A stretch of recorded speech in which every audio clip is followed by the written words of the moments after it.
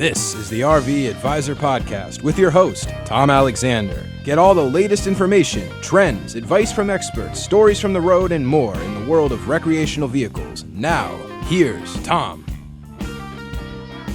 Welcome to the RV Advisor Podcast. I'm Tom Alexander, and I got to tell you, if you're an RVer, you're probably familiar with Mike and Jennifer Wendland.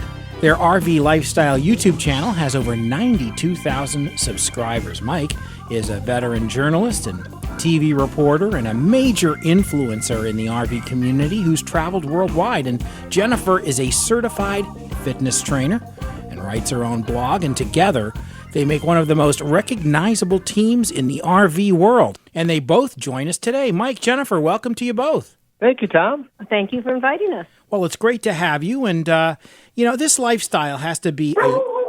Oh, and the dog has made it too. What's... You didn't mention about Bo. No, what? It's Bo. Okay, and Bo joins us. That's great. Sorry, Bo. I didn't, I did not realize you were in studio. That's fantastic. So... Yeah, we were just recording our podcast, and he was in with us as we were recording it. I think somebody's delivering a package to us. Okay. Great timing. leave it to the FedEx or UPS guy, right? Yep, that's it. Well, the lifestyle has to be a real active adventure, and probably no day is like the next, I'm guessing, right? No, every day is different, as you just heard with Bo. Yeah. And there's a lot of variables. You have the weather. Mm-hmm. You have these complicated machines we drive that can break down. Right. You've got traffic congestion, and then you have just the general everyday things that happen on the road that could waylay your plans or cause you to delay going somewhere else because you saw something more fun up ahead.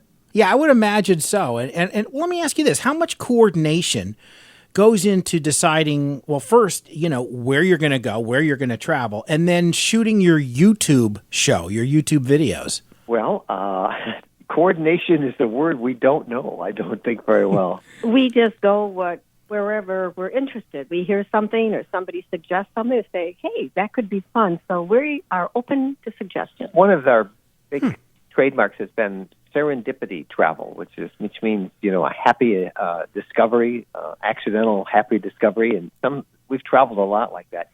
Now we do have to go places and be certain places, and so we know we're going to be in Tampa in January for the Tampa RV show. So we start we call it collecting string. We want to see this RV, we want to see this exhibit. On the way down, we want to run over and catch a sunset at this location, which everybody says is the best place to get a sunset. So we kind of have a little data file that we'll kind of carry either in our heads or on our smartphones, and we can kind of use that as we used to call it in the news business the tickler file to remind us of something we want to do in an area. But not a lot of coordination. And in terms of doing our YouTube videos, we're pretty organized there. I think lots of times you're covering things that you don't know the beginning from the end. And sometimes the beginning of the video is something that happens towards the end of the sequential time that you're observing. So you make it up as on the fly. But we've gotten pretty good at reading each other's minds, so to speak, and knowing what the other one is going to show or say. And the more you work together like that, the better you do in being able to put together a video. And we try to shoot as best we can sequentially, so that the hardest part of video is editing. Yeah. So that on my edit days, which are usually Tuesdays and Wednesdays for our Thursday videos, I don't have to go searching back and forth on all my video files, that it's fairly sequential. Mike is really good at figuring out how to put things together. Yeah. Well, isn't that nice of you to say? Well, it is. You've been doing it a long time. You know what you want. Well, that's great. And you listen to it, or you watch the show, and of course you can listen to the podcast as well. And it's just the two of you. I mean, I guess, do you just set up the camera yourself and is, you got GoPros happening or whatever? I mean, is it something, or do you have, is there a small crew that helps you out? No, there's no crew. It's us. I've gotten very simplistic in how I tell it. Now, I know a lot of YouTubers have these elaborate cameras and the gimbals and the steady cams, and I actually do have all those things. Mm-hmm. But I've left them at home most of the time, and most of the time I have a little tripod on the camera, my main shooting camera, which is a Canon M50.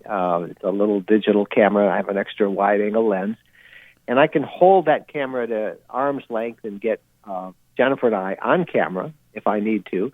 It will fit on a tripod, or it has a small tripod, and I'll set that up. We do have wireless mics that we can use, so we can be some distance from the camera. Right. This last video that we did before, I think it was last week, we were up on Mackinac Island, Michigan. And I wasn't going to do a video because it was a family vacation. And then we said, how can we be someplace and not share it? So we did a video, and I shot the whole thing, Tom, on my iPhone 11 Max Pro, this new iPhone. Yeah. And I was amazed. The video quality was stunning. No kidding. Even the audio, I didn't use the external mic that I do have an external mic for the for the iPhone, and I didn't even use that. I used the built-in mic, and even then it was great. So the camera gear has gotten much more lightweight. We try to keep it as uncumbersome as possible so that we can jump out and get the shots we need. And when you have to jump up and set up and put the tripod up or get lights, most of the time you'll miss the shot. So we tend to go real quick. Yeah, no question. My son is a young filmmaker, and fortunately for him, he doesn't do those kinds of videos. He's more of a following a script and a screenplay and storyboard, so he doesn't always miss the shot. But I know, and you're a news guy, so you had to really be ready because news doesn't happen between 9 and 5, as they say, right?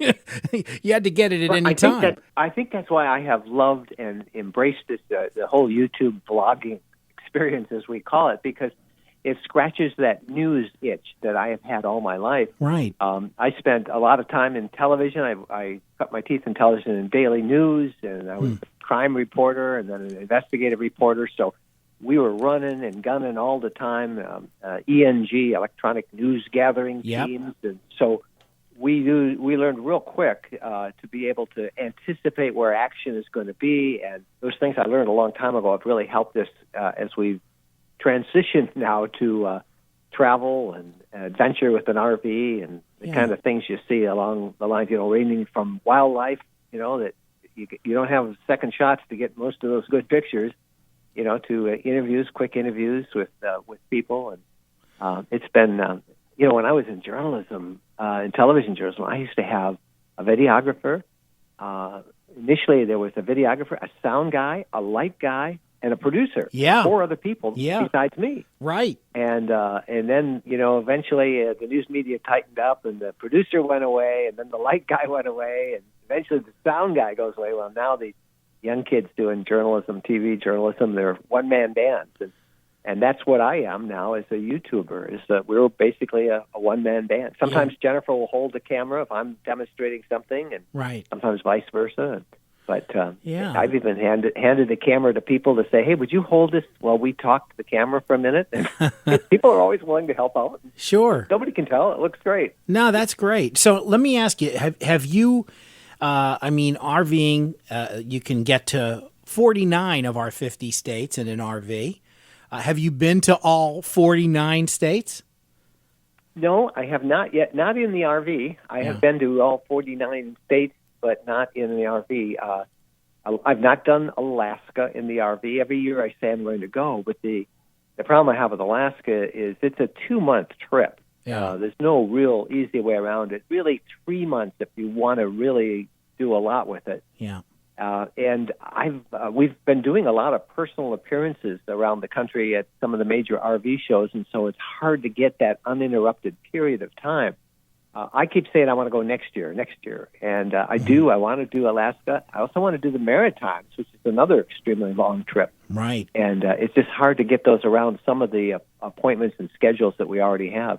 Yeah. We had for example, we just came off the fall season where we did the Hershey RV show. And then the next week we had to be in Elkhart, Indiana for that RV show, for the dealer show. Yep. And then the following week we had to be in California. Oh, and boy. there just wasn't time to drive the RV. So we actually had to fly to California and fly back. And then we had to go up to Mackinac Island and then down to Georgia, and now we're in Florida now. So it's hard to get that uninterrupted time, but I keep saying next year. And I hope it is next year. Where in Florida are you right now? Right now we're in the Panhandle. We have an area that we love called the Emerald Coast. It's right around the Destin, Fort Walton Beach area. Yep. Most beautiful beaches, great fishing. We ended up coming here so often in our RV that we probably could have built a campground, but we ended up buying a small condo on the beach. Right. And I'm allowed to keep the RV in the parking lot. And then we use this as our base of travel. For example, right now we're about ready to set off. We're we've started this year to write 7-day adventure guides.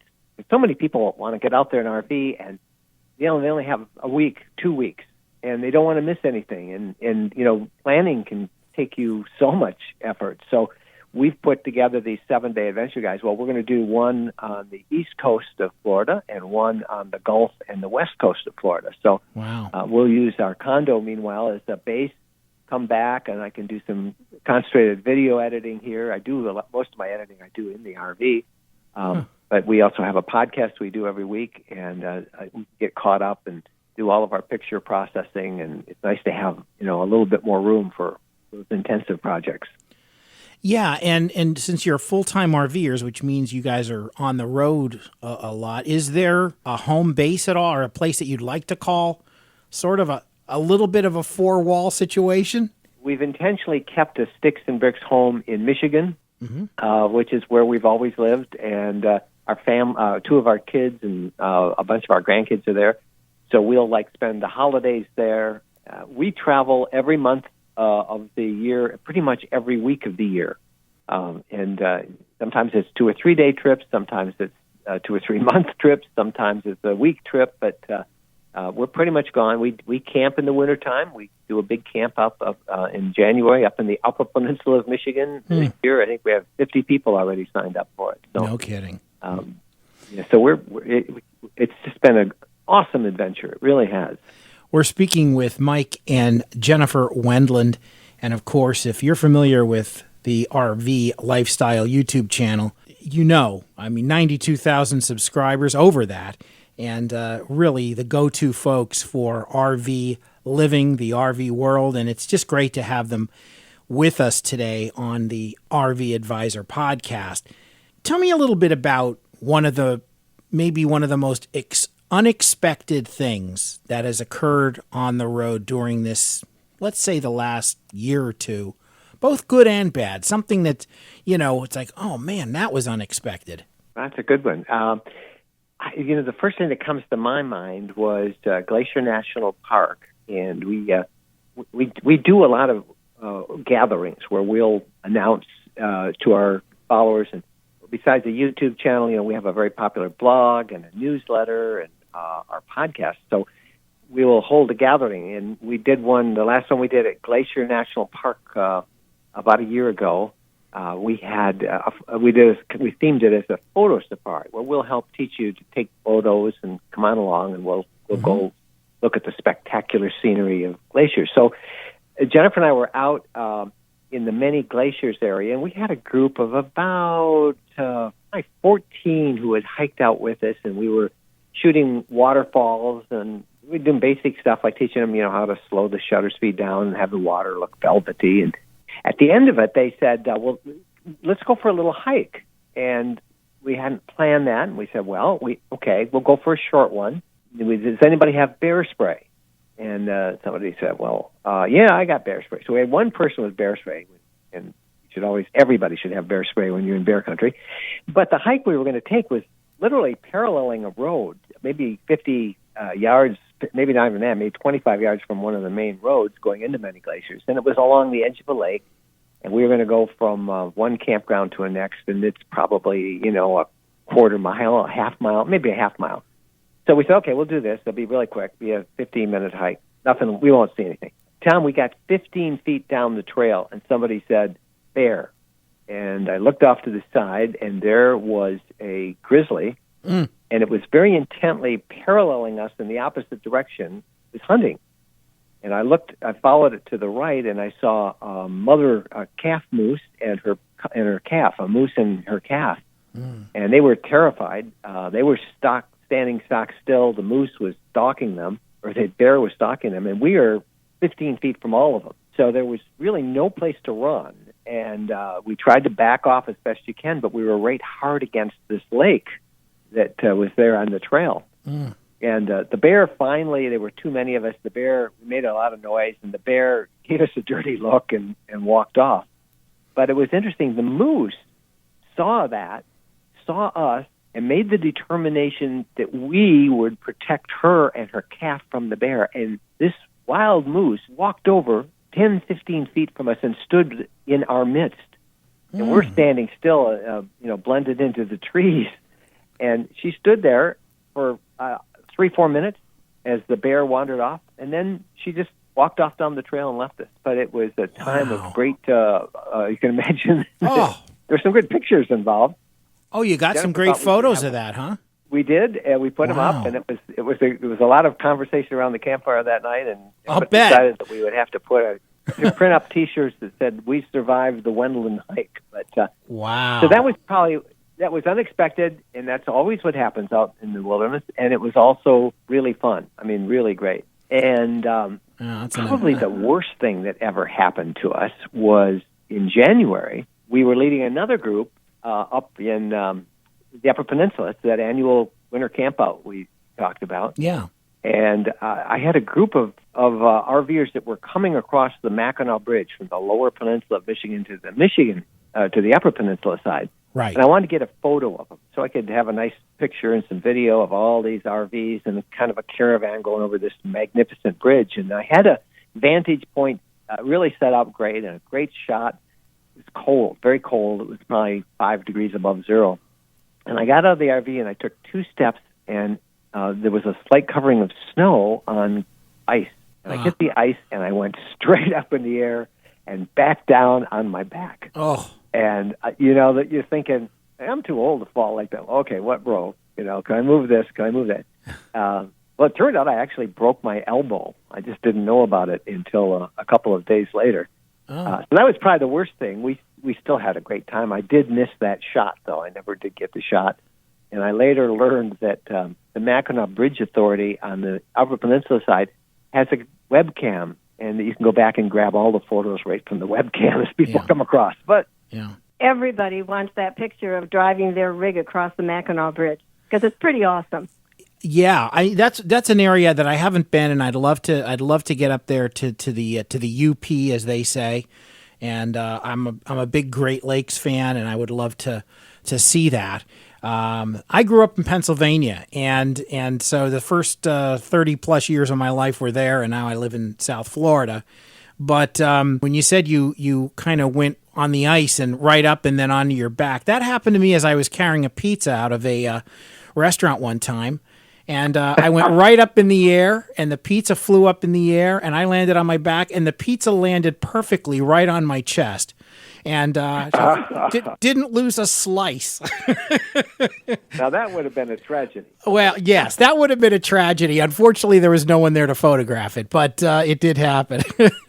We're speaking with Mike and Jennifer Wendland. And Jennifer, I wanted to ask you, with physical fitness, you're a physical fitness trainer, and you're on the road a lot. So how are you able to sort of, with a different schedule going on and everything, kind of stick with that? Okay. Well, you can hike a lot. You can go for a lot of walks. You can ride your bike. You can swim. There are lots of things that you can do. There's usually a health club not that far away that you can go to. I like health clubs. I've worked at health clubs for about 30 years. Yeah. And we go to Anytime Fitness because they have like 4,600. So they are pretty well all over the States and in Canada. And some really small towns where you wouldn't expect to see a health club, they have one. So you can take bands, you can take videos that you can watch. There's all kinds of ways that you can get that exercise. I think the hardest part for me is eating right. Everybody thinks you're on perpetual vacation when you're an RVer. Yeah. Yeah. Can't do that for very long because you will suddenly gain weight. Yeah, it's like being on a cruise, right? You know, you right. That's what it's like. And what do RVers do when they get together around the campfire? They bring out food. Of course, pretty good food too. And there's something about riding in the RV. You know, you start getting the munchies out. You start out healthy, and then you go to other things. And I try not to have other things in the rig. Yeah. And then it's always bad if you have to go in and pay for the gas. Because they got all the good stuff. Oh, they do, right? Yeah, exactly. Everything from potato chips and peanuts to everything in between, I guess. You know, if there was one pick spot that you could say for, let's say, relaxation, stunning beauty and relaxation, where is that spot? For me, it's Montana. I just love Montana. Glacier. I love the northern part of Wyoming, right on the border there near Yellowstone. Love those mountains; they're so dramatic, and I love the climate. I think Wyoming's a close second. So I think of a little town called Du Bois, Wyoming, which is a cowboy town, a little cowboy town. It's not too far from Tetons and Yellowstone, and that is just a really relaxing place. Jennifer, what's yours? Well, I have fond memories of Yellowstone because that was the place more than any place else I wanted to go. And we camped there, and we didn't have any electricity or anything, and it was rather primitive camping.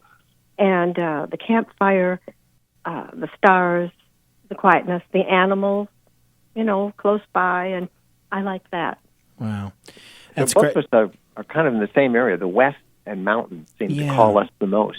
Yeah, and regrettably, it's just one of the areas of the country that I've yet to really dig in and discover. Been to Colorado and a few other places, but getting into Wyoming and Montana and the Dakotas and Idaho and those kinds of places, I'd love to get out there. I have a very, very close friend of mine, someone I grew up with, who actually lived in Seattle for the last 25 years, and just moved to Cheyenne. And in Wyoming, of course, and he rides his bike out into no man's land almost every day. He said, once you get out of the city limits of Cheyenne, there's nothing out there except, endless horizon. One of the best stories we ever came across, Tom, was in Cheyenne, and it was a year that we like to find a theme when we do our traveling, and we had picked a theme to follow the trail of Lewis and Clark. From Pittsburgh, where they started. That's where they built the keelboat, and then down to Ohio and to the Mississippi and the Missouri and west. Yeah. And when we got out there, the story kind of moved into also the Oregon Trail, which followed the same route. So by the time we got out to Wyoming, we were now looking at the Oregon Trail, and we ran into a guy out there who has recreated the whole experience. He built exact to replica covered wagons. And out there in Casper, in Wyoming and Cheyenne, Wyoming, I think he's based in Cheyenne, you can actually see the ruts that were left by the Oregon Trail pioneers. And so he has a wagon, a covered wagon tour that will take you out there. We rode the wagon. We now understood why most people didn't ride the wagon. They actually walked alongside of it. Only Grandma and the kids were in the wagon, the little kids, the real little kids. Yeah. But we drove our RV. He let us drive our RV out, and we camped the night out just feet from where the ruts of these pioneer wagons were. Amazing place, Cheyenne, Wyoming. Yeah, we camped out there with the cows and the cow pies. The cows and the cow pies. Yeah. Cows and yep. I would imagine they were probably both fairly plentiful. Yes. But we unfortunately, we can go on and on here, but have a part two or take an intermission. But we do have some time constraints. But I would like to let the listeners know, of course, where they can find your show, your podcast, your articles. Just let everyone know, the blogs, where they can go if they happen to be, which I doubt, unfamiliar with what you do. Well, the best place for us is just rvlifestyle.com. That's our RV Lifestyle travel blog, and from that you can find our YouTube channel and a link to our podcast, our newsletters, our books, everything is right there. But we have fresh content every day on the blog about that's of interest to RVers. We kind of think of ourselves, Tom, as guides. We're not experts, but we can help you find an expert. We're guides to freedom and fun that comes through RV travel. when we talk to so many people about the RV lifestyle, that's what they say they really want is freedom. And to not be, their worry is that they're going to retire, they're going to sit there and they're going to get bored.